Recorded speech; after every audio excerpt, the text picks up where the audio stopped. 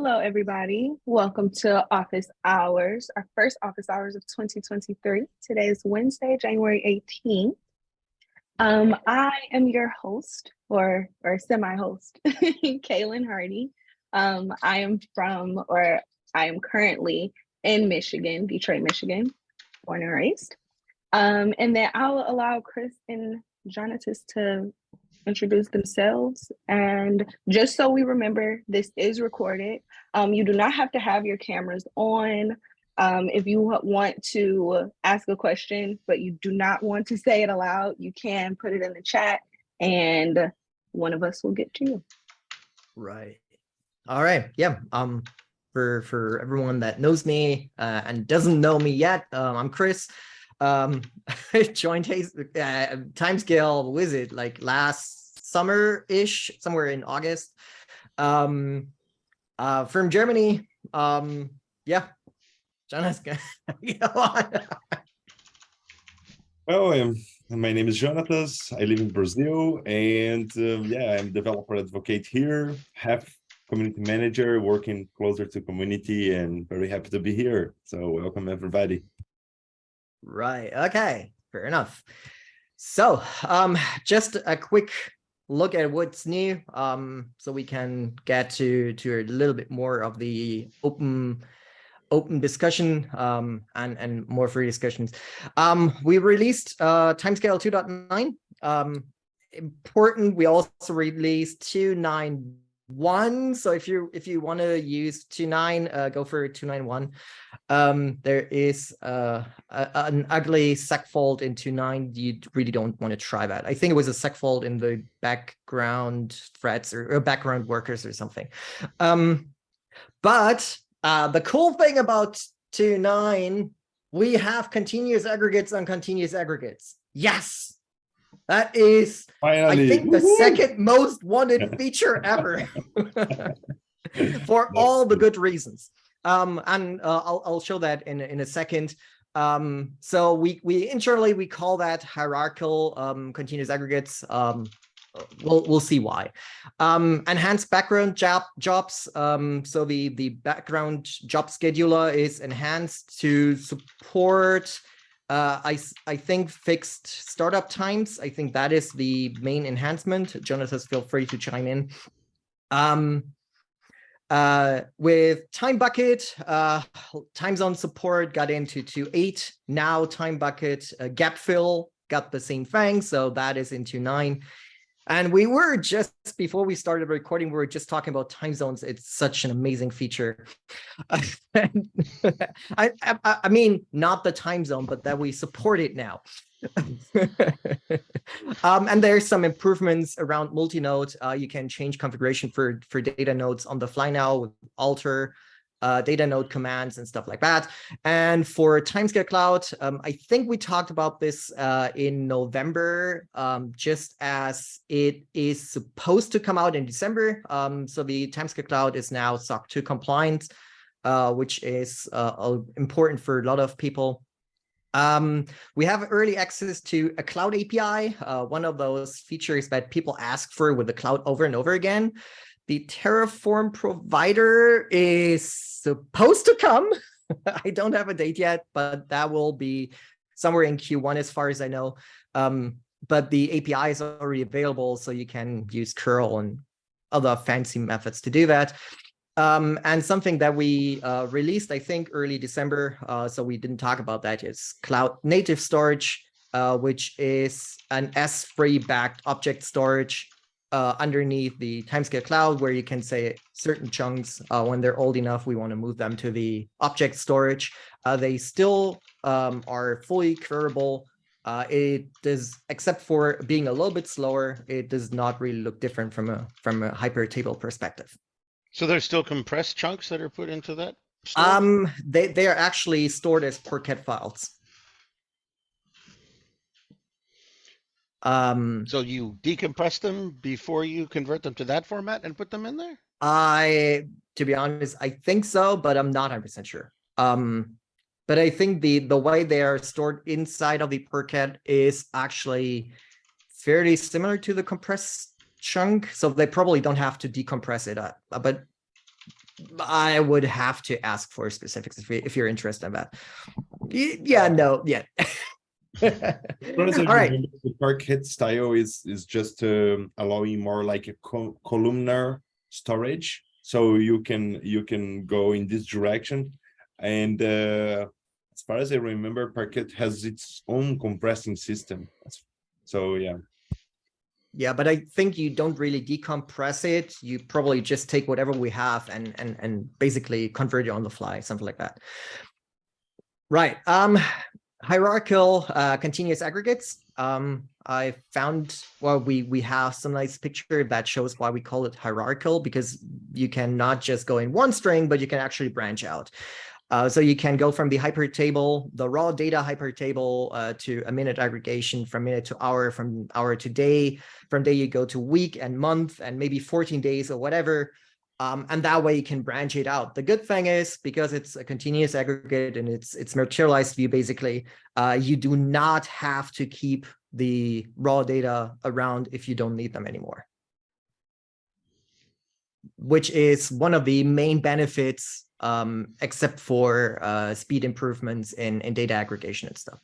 So you can, if you for example have the stocks by day already aggregated, you can basically throw away all the raw information and say, okay, I still can aggregate down to a month.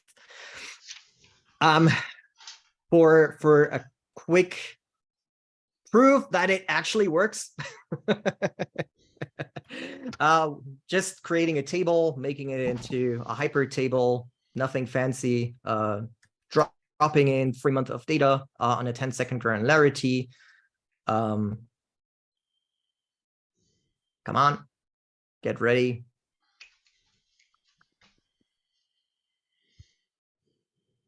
Hello. There you go. Right. Simple thing. Just doing. Sorry, Frank, we're coming back to the aggregate. Average on average is not a good idea. So I just keep the data around. By the way, I looked into that, and it is a good idea as long as you can prove that the bucket sizes or the counts inside the buckets will always be the same thing. In this case, yes, you could totally do that. I would probably not count on that though. Now we have like a 15-minute aggregation, which is completely materialized, and I can reference the previous continuous aggregate as the source or as the reference table for the new one, and can say, okay, please go on and aggregate on an hourly basis, and I could go on with that basically forever. Nothing fancy, to be honest. Something I guess everyone would expect to work. Now it does. Finally. Now it does, which is great. There is a blog post to that.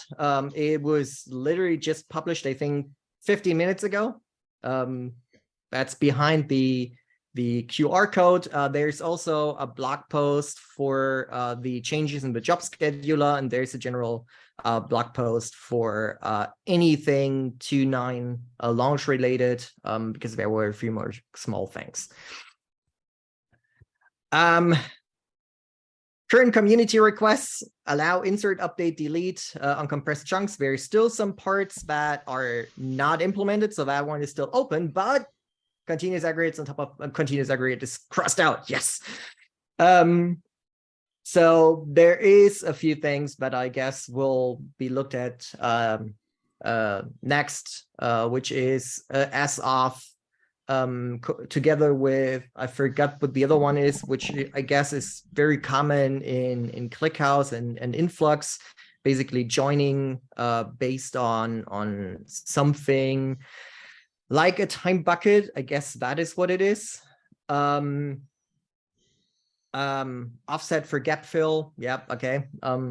And I guess that will be something that are people looking into as well. I already see some nodding. Yep. I want continuous aggregates and multiple tables. And I heard some rumors that we may actually get continuous aggregates on something else than time. But no timeline for that. I know there's discussions around it, because it's also one of the often requested features, can I aggregate by anything else than time for some other things, mostly dashboards and other aggregations and interests. The community question section is fairly empty, but I know that Matthias had at least one question in Slack. That's why he's here, so we can discuss that a little bit further.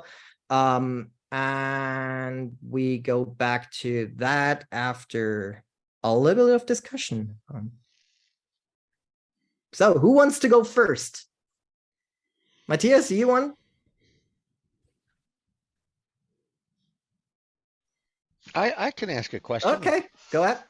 So the database itself, Postgres has a capability, Timescale has a capability, which is to store math, not a number, positive infinity, negative infinity. Mm-hmm. But JSON doesn't have any way to express that. Mm-hmm. So how do you write that to the database? You mean not a number, negative, positive infinity? Yeah. I mean, you could use PGX, right, and write it yourself in code. But is there a way to store those things in the database without resorting to C++, C#, Python, etc., through an API? Custom type? You go ahead. I would say like a custom type maybe is a good option. Yeah, but not in JSON. Not in JSON-B. Because you need to deserialize it to JSON, right? Right. Yeah. So the problem is that the JSON specification does not know about not a number, negative infinity. It doesn't even know about null, as far as I remember. That's more like an unofficial thing, and Actually, it doesn't know. It does have support for none. Or Maybe it has null but not undefined. I think that Right. was it. Right. That's right. It has null, I think, Yeah. but not a number or positive infinity or negative infinity. Do you know what the data type should be for the value at that point in time? Yeah, it's a double. I mean, that's what and time. And I mean, Postgres supports it as an IEEE. Right. I mean, does your application know you're expecting a double? Yep. So you could go ahead and do some ugly workaround, like using a string. And if you don't see a double, yeah. So the way we actually solved that in 𝗥𝗲𝗹𝗲𝗃, and it is kind of that. So we had extractor functions that always helped us point directly to the value, because it was normally like 2 or 3. I think it was 3 levels down in the JSON object. And we had one which was basically extract double. And if that saw a string as the value, and that was not a number, or, well, we didn't have infinity, but it was not a number or undefined, that is what we returned. It is not nice though. Yeah. So, I mean, if you're going to build your own schema inside Timescale, inside Postgres, you can use a data type which is JSON-B, and you can put whatever you want in there. But if you're going to use PromScale, right, you've got double. That's where the data is stored. Double. Take it or leave it. And right. so if you've got a double, and Postgres supports putting NaN, positive infinity, negative infinity in there, it's a shame you can't get it in there. So you Now, mean maybe if you pass that to PromScale, it does not support it? Well, there's no way to pass anything to PromScale except through JSON. Oh, right. Okay, I see. I thought you were talking about JSON in the database. Sorry. Right. No, through the API. Now, maybe what the PromScale folks could do, or Timescale folks could do, is implement an API call which says write positive infinity, write negative infinity, etc. It's a separate API call.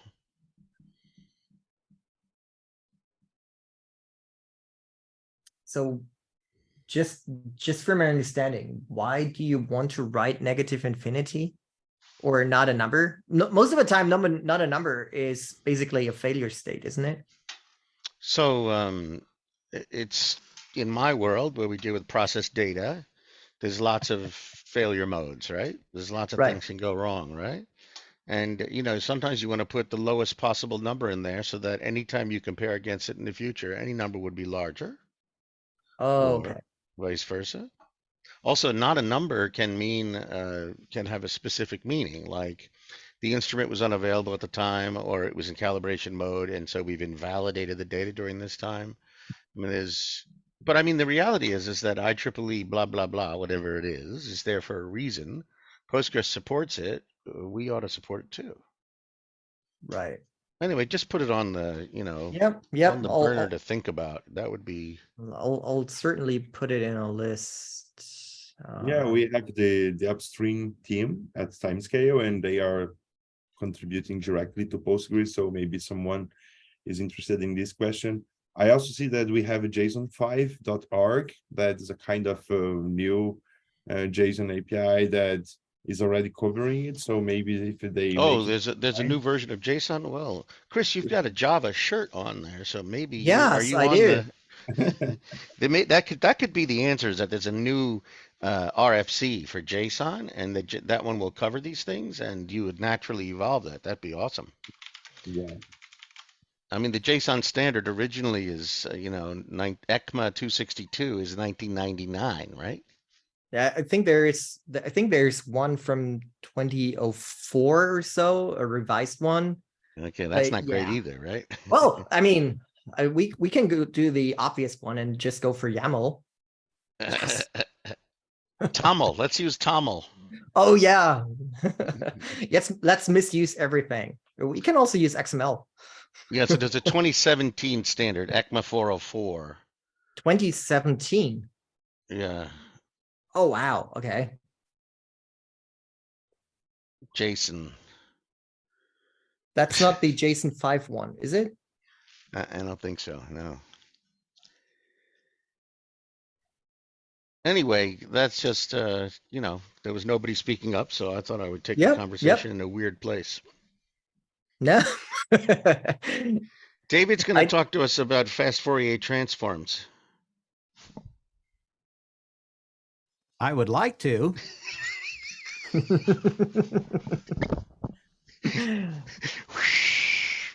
Oh, it's not that. You make it sound like it's something really tough. It's very easy. Okay. Generally, though, people teach it wrong. And I'll put a link to a fabulous video where someone actually does what Einstein said and said, if you can explain it to an 8-year-old, then you know it well enough. So I'll put that in a link. Let me ask you guys another question, is that when I've got a series of values, time series values, and one of them is an anomaly, right? The human eye will look at that chart right away and go, that one is an anomaly. Wouldn't it be great if Timescale could say to me in the toolkit, for example, the most likely anomaly in this set of data is that one? Or even better, here's the data set with the anomalies removed. To be honest, I think you may want to talk to David about that, because I think he's looking for some ways to actually do an automatic anomaly detection. And one of the problems specifically with the toolkit is that you always try to find people with the use case first, so you know what makes sense to implement. It's really hard to just come up with stuff. There is some work on machine learning and Postgres, and there are already anomaly detectors in machine learning algorithms. That right now, if you're actually looking for some kind of answer, that's probably the closest that I would know right off the top of my head.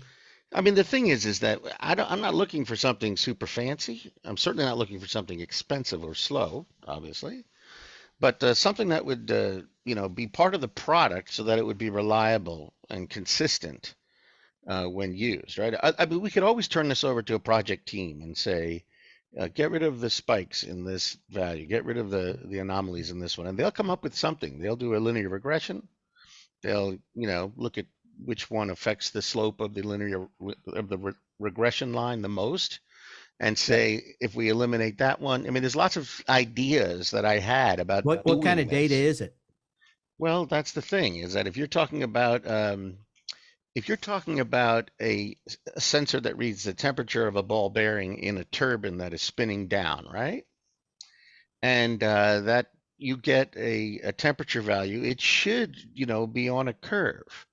And if you get all of a sudden a value that goes boing like that, that's not a valid reading, that somebody stepped on the wire. I mean, thermocouples are notoriously chatty and fragile and things like that. So you could. We had kind of the same thing with 𝗥𝗲𝗹𝗃𝗃 for radar sensors, where the radar sensor for some reason just picked up a truck or whatever that drove by, and you had this like massive drop Spike, or spike or whatever, depending on the direction, right? We actually did something fairly simple. We basically did the standard deviation over a couple of the previous values and saw if that was meaningful or not, and if not, we just dropped it. Jonas has found 2 toolkit issues and dropped them in the chat that are around that topic. So I knew I saw it before. I didn't know we actually have. I also see the JSON 5 thing, Jonathan. Thank you for that. I'm going to read that. That's I think bedtime reading there. Yeah, I think unfortunately JSON 5 isn't supported by Postgres yet, but you could probably do something in Prometheus.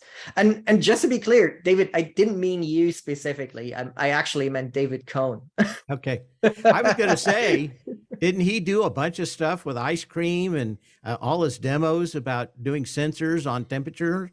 I mean, he seems like somebody you should talk to, Frank. I've spoken to David before. Yeah, big brain.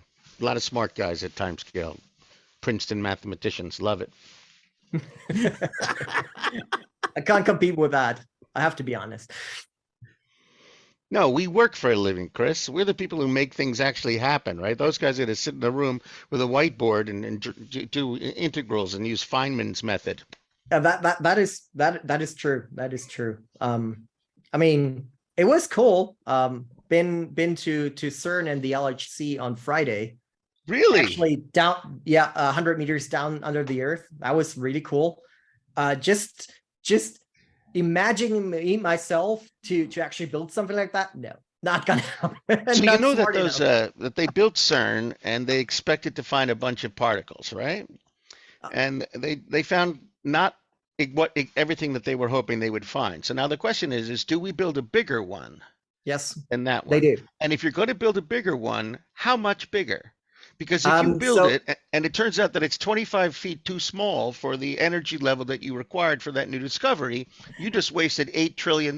Yeah, true. So the current LHC ring is 27 kilometers, and because you're going around twice, it's 54. The new one that they're currently planning, what they set is 80 kilometers, and same thing, going around twice makes it 160, which is like, wait, that's almost like Europe in length.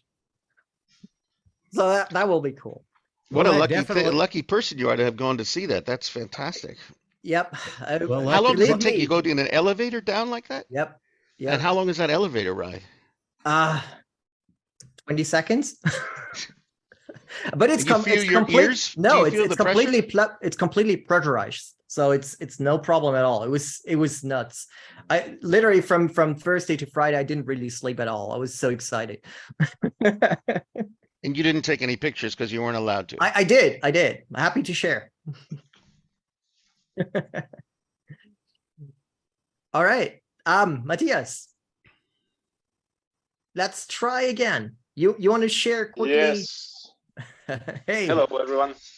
Sorry, I'm not able to have the video session because I'm on phone at the moment and using but so let's hope that you are all hearing me. Yeah, that's all right. Nice. Okay. So anyway, I had a discussion with Jonathan and Chris during this week earlier about deleting the data, because I'm working with battery data, and in quite many of our calculations, the case is that that we are always depending on the history and what has been calculated there. And time to time we have cases when devices are sending, or we are getting one way or another data from history, and then we need to fill that data into the database, and that's usually make calculations that are happening after that historical event useless or not so correct anymore. So our case is that if we get that kind of patch for the history, we need to remove all the calculations that has been happening. Right. And then So that lead us to case that we need to be able to automatically remove all the data and start the calculations again from that point. So. Right. So I think, or to just reiterate quickly, so you have devices that sometimes send data late, and everything you calculated up to that point is okay, but everything from that point of the late data basically needs to be recalculated. So you need to delete all the old data in the database, recalculate and reinsert, right? Basically, yes. Okay. And the reason might be, well, some of devices may be underground so that those are not reaching the Wi-Fi or something, and or some engineer is going there and have the USB stick for the device and bring the data. Oh, and sending it over by Delft Post. And I said, and sending it over by Delft, like. Yeah, there is multiple reasons, but time to time, or someone is finding surprisingly the data somewhere laying around, and right. Okay. they decide to push it. And the issue is that you basically have to delete the data first, or and that takes quite a long time. So the calculation kind of gets stalled because everything is waiting for data to be deleted. Yeah, that was the case, but after I find out that I was actually been optimizing all our index for querying the data, and then now I noticed that when we are removing everything for the device, we weren't using those signal columns or for getting the information for doing the delete, and then because I had some extra for index there, it was causing those delete events taking like 10 or 100 times longer than with the index having only time and device ID.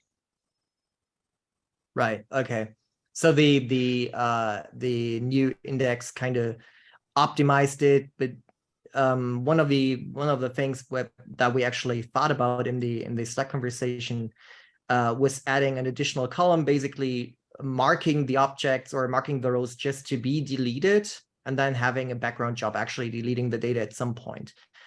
Yeah, I wonder I actually like the idea, and then I was somehow taking it for the next step, and then instead of having extra column, I was thinking if I can play around with the ID number so that I can multiply it by -1 or something, so that it won't be messing around with the real queries, but I'm still able to recognize the device that those entries that needs to be deleted. Yeah, I wonder if Frank or David have some idea. Frank, do you guys have such a use case somewhere, or such an issue that you have to delete old data and recalculate it somehow? Yeah, I mean, there's situations where we do what's called backfill and propagate calculations with the backfill. So if you had a calculation that was built on this data, and then the data gets updated because new data arrives or replacement data arrives, and then you have to go back and recreate those calculations, the results.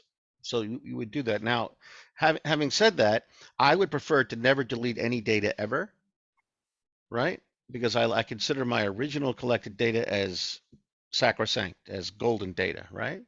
I want to have a record of that. Now, new data comes in, then these are replacement values, and the old ones are marked as have been replaced, and then the new ones are supplied when somebody asks for them, and all of that's done seamlessly through the API. So you can say, give me the data, and then you can make a second call and say, give me the original data if you want. Or I could even do what's it called when you progressively render the data, right? So I ask for the data, I get it. There's my trend chart, for example, and then it goes, oh, that one was deleted. Bong, it's gone, and the line goes there, right? And then you, of course, need the genealogy of the data at the bottom that says, these are the modifications that were made to the original data. This is the total solution for time series data, right? You guys built a fabulous product, we store the data, et cetera, but there's a whole wealth of things about the trustability of the data, the genealogy of the data, history of the data, who did it, why they did it, et cetera, that go in making a product, that's useful in pharmaceuticals, it's useful in the, other industries as well. And this whole concept of replacement data, annotated data, commented data, trustable data is layered on top of that. So deleting data, yes, I need the ability to do that, but I would even prefer to that the ability to mark as delete, keep the original in case the regulators need to see it, and then be able to generate the data that was replaced.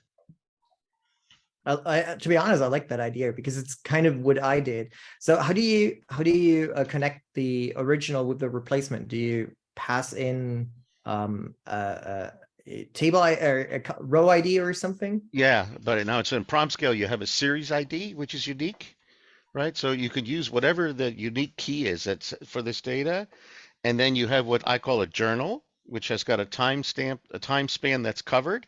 And then if there is a journal entry for that series ID in that time span, then those modifications are applied to the data set progressively and then given to you afterwards.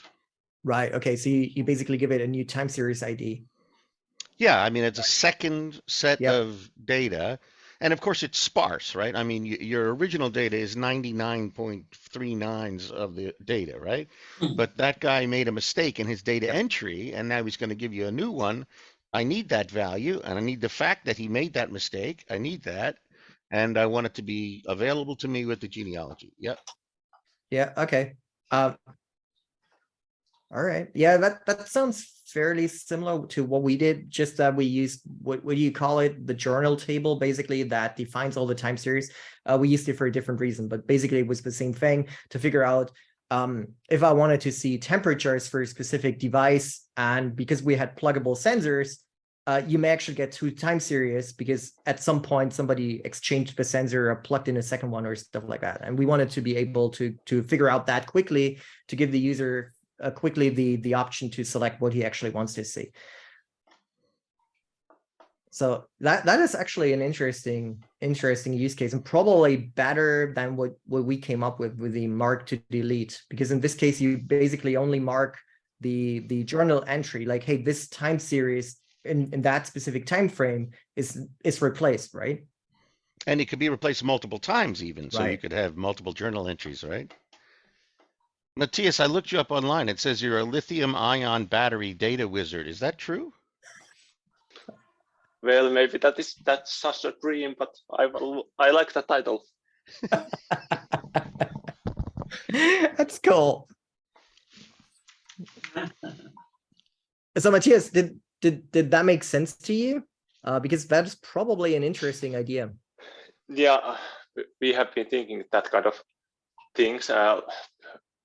In such a case where some customer would be fully depending on calculations that we are doing, then we need to be what would be the it needs to be clear that if something is changed, it needs to be we must be able to tell the customer that what has been changed and how it was before and how it is now.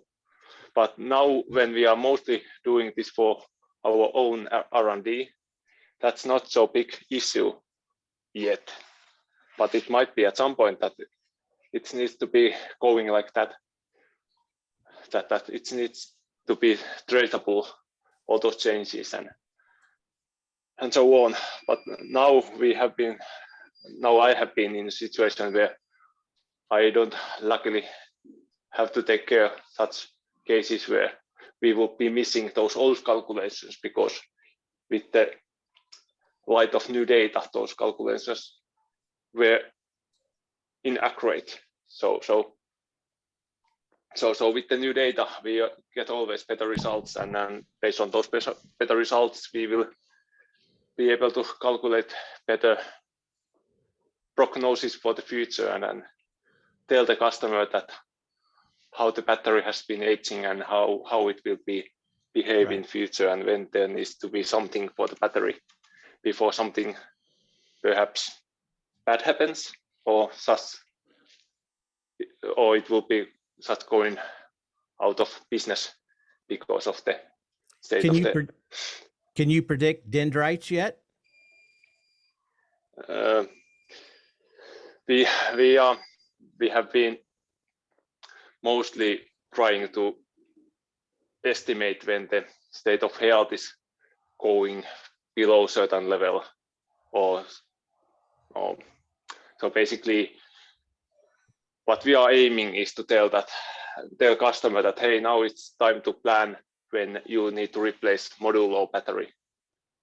But it's still under development, but we are step by step getting there. So sorry, go ahead.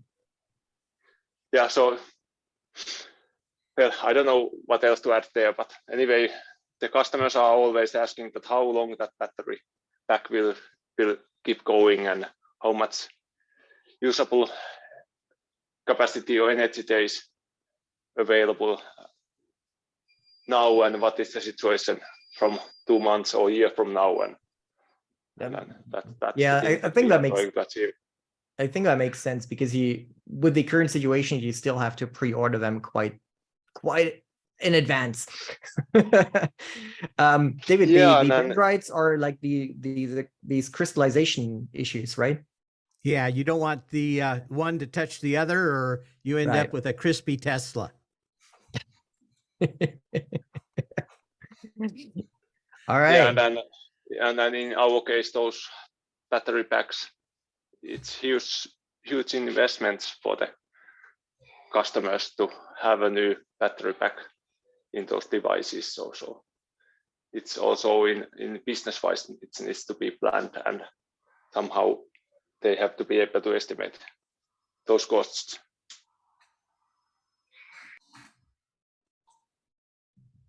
All right. Francesco. Hello, how are you? Hello. Hello, latecomer. I'm enjoying myself now. All right. How's everyone? Hope the weather's fine now in the States. I heard it was snowing quite bad. Over? It's okay now. Good. I think it really depends on the area. Some had some pretty heavy rain. New York, yeah. Some are complaining about the air conditionings not being fast enough. Oh, no. All right. Questions? Other questions? Can I go to a pet peeve? If you go to the website and you start looking on installing, let's say any of the pre-calculated packages, let's say on your own hosted system, how come there's never a version number?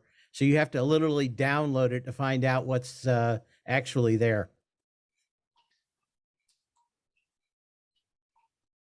Which one are you talking? What web page are you talking about? Let's say you want to use a Windows box and you want to install Timescale. Yeah. You literally have to download the package and then unzip it to find what current version is on the website. Oh, you mean the cart buttons? Okay, I just had to find it myself. I think you mean. Let me see. You're talking about the kits. Yeah, I think not so. even a toolkit, just the regular install. Just say you put on anything that you want to self-host, right? You have to download the actual. You mean that one? Yeah, click on Windows. No, I don't want to. Nobody wants to, but No. You are going to the Wants dark side. Okay, and then if you go down and start looking for where you can download it on the, there it is. Go to like Postgres 14 release. Yeah. Right, What version right. is that? Do you need to download it? Do you need to update it? The latest. It's the latest. The problem is that like in the top of the page. 291. Yeah. Yeah, It's all see? latest. Yeah, but this is a good catch. And Yeah, we I need was to- just going to say, Right. I see so many people go into the Slack channel and they're just totally confused, and they get something like the last one, what was it, 2.9 that had a bug, and they don't even know that they need to go to 2.1. They don't Yeah, know it's whether true. there's a new version, and I see it, they tend to like delete it after they get your question answered. But it would be nice to know what the current version was for the new folks coming in. Because I remember when I went through it, I go, okay, is there a new version quite yet?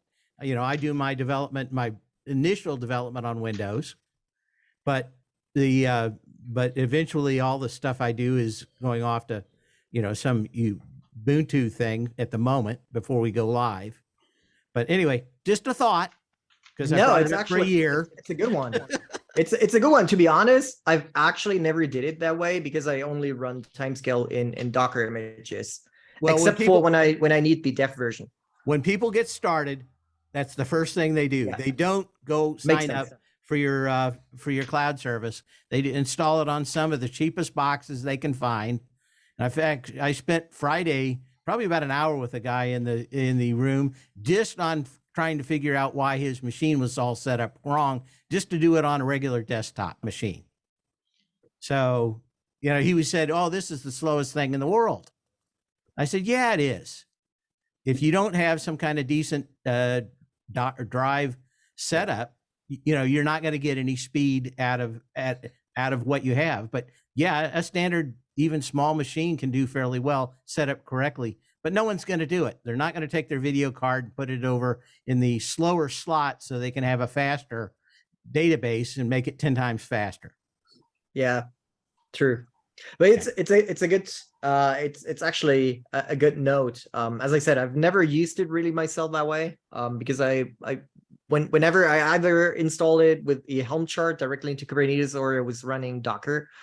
Well, I don't know if they call it the same thing anymore, but in my days of developing actual hardware, it was the out-of-box experience, which is what do you get first when you actually open the box, right?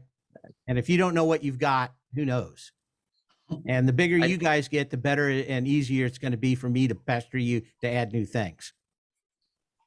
Yep, makes sense. I mean, that was also what was the name? Something with V. That was supposed to be for developer machines, some tool that was built on top of Docker and stuff, and built or predefined all the machines. I don't remember what the name was. Portainer. No, that was something with V before that basically had the same idea, but I don't remember the name. We're talking Very about Vertigo or vSphere? Talking about no. The idea is you download something and that has all the configuration for the virtual machine, and you basically had one tool to start. What? Is it VMware? No. On a developer machine. But Vagrant. No. Vagrant. Thank you. Yes, Yeah. that was it. Vagrant. Yeah. Oh, I that should have was it. known that. That's a good word for me. So that was basically the idea. You basically just got the Vagrant file. You had Vagrant installed and it configured everything, no matter if it was VirtualBox or VMware on the machine or whatever.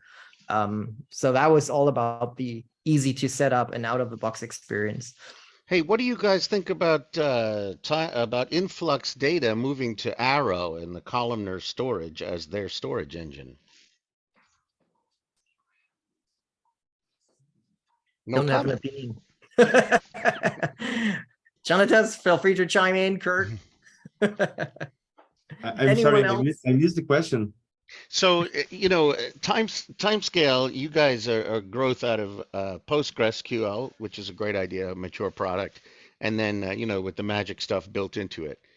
the Influx people decided to build their own database engine, and it's actually gone through several generations of the underlying data store, and now they've just migrated now, and they're in the process of migrating to Arrow, Apache Arrow. And it's interesting. I think it's interesting to see them sort of arriving at this solution, but it's also kind of disconcerting for them that they've changed out their technology underneath 3 times. And so I think that's probably, you know, good for you guys that those guys are sort of wandering around like that. To be honest, I think my personal only opinion about that is something that I often say why I like Timescale, and you said it yourself as well. It is built on something rock solid. There is not a lot of magic because everything is basically API provided by Postgres. The data storage is the same. It's the standard thing. It is production proven. Yeah. The only caveat I would make to that is that Postgres itself doesn't have a supported official solution for high availability redundancy. Yeah. We had this topic at the Or CERN meetup. backups, you know, they'll use PG backrest and tweak this file and put the script name inside this. That's not great. We actually had that specific discussion at the CERN meetup because people brought this up, and I think the general opinion is like twofold. There's people that say exactly what you say. It would be much easier if we had one general solution. And others say, hey, you have multiple solutions and you can pick whatever works best for you. I guess that is the common issue with open source, right? If you go to the Postgres documentation, they show you the 11 different choices you have for redundancy. Yeah, but you have a choice. And then you guys have adopted, what's that thing called that you put in there? Patroni? Yeah, Patroni. Zalando. That's great, because then I need to have another database in there for where I keep the state. So, you know, what I want is lots of extra databases. If you could just glue on a Microsoft Access is what I really want on the side of all this. Be glad that it uses etcd by default and that we do not went for Zookeeper. Because then you would actually have a full Zookeeper cluster running. I mean, in all seriousness, the problem with any of that is I come up with something brilliant. So we've actually built a backrest solution for backups, because you don't want to do base backups on a huge database, right? You want to do incremental backups, and backrest does that. Great, terrific. I got it working. I'm just testing it now. We had some developers build it for us. Now, when the new version of 𝗥𝗲𝗃 comes out, is that going to work anymore? That thing that I built and tested? Right? Maybe. I hope so. But I got to go through and spend, 3 weeks of my own time making sure that it works. And I prefer not to do that. Yeah. That makes sense. You say that like it's a surprise. Chris is like, that makes sense, Frank. Unlike most of the things that you say. That is your interpretation. There's always 2 sides to that conversation. One misunderstanding and the other one being unclear with whatever he's saying. No, but I hear you, and I think that is also a reason why a lot of people stay with something like Oracle or IBM, because you have this massive investment behind it, right? And hey, what was that great tool that you showed us on the screen there? Was that wasn't PG admin? That wasn't a DB version? No, that was DataGrid from JetBrains. DataGrid from JetBrains. I want some of that.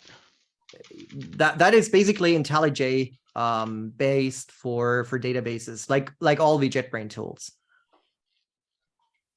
I really like them because they all kind of work the same way, have the same key shortcuts and stuff like that. So I put you down here as a reference, and then you get a credit or a free that's the beauty.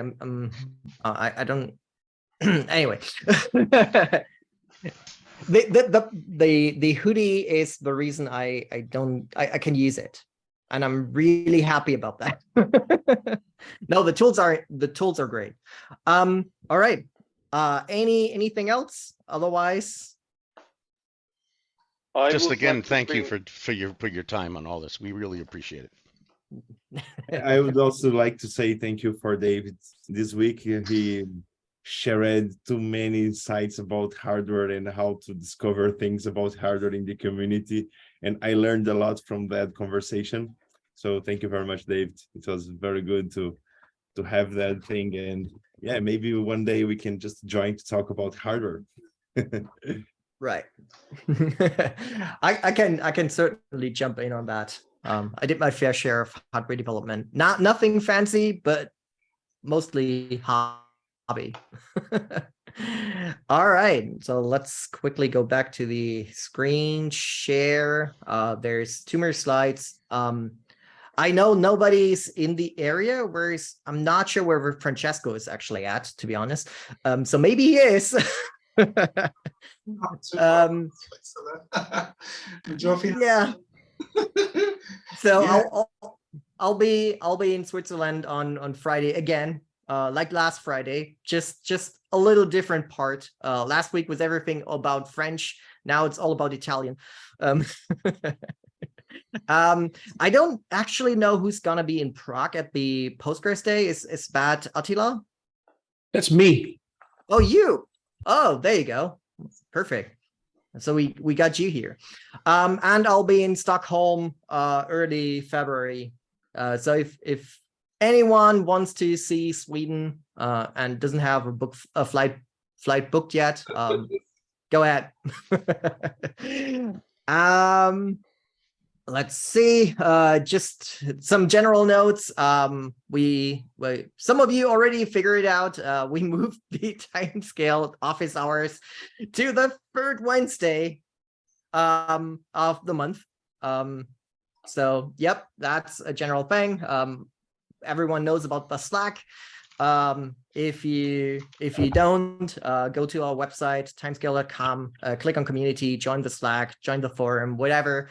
We're happy to help you and happy to get questions and answers. And if for next time, if you have questions, there's also a way to send them up front, just making sure that we have something to put on the slides. All right. Yeah.